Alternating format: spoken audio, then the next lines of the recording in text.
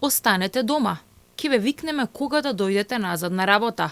Ако добиете ваква насока од работодавецот, а при тоа нема да добиете писмено објаснување со официјален печат и подпис за истото, не останувајте дома, алармира претседателката на Гласен текстилец Кристина Ампева за ваквите се позачестени злоупотреби од страна на работодавците.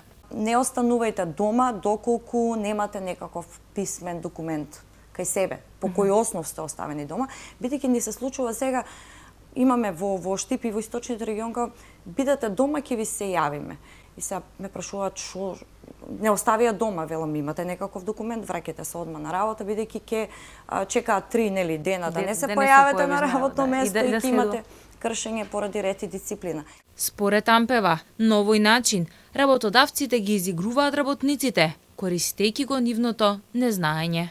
Кога ќе остане работникот 3 дена дома, добива автоматски отказ поради наводно кршење на ред и дисциплина, кое што, верувајте ми, се користи кога работодавачот сака да го намали бројот на вработени, а доколку тие се на договори на неопределено работно време, да не им исплаќа опремнина, испратина и она што им следува, согласно отказ од деловни причини кои што во периодов ги има.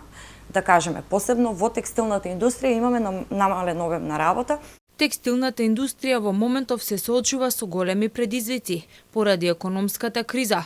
Луѓето одбираат да купат за јадење, а не да трошат пари на облека.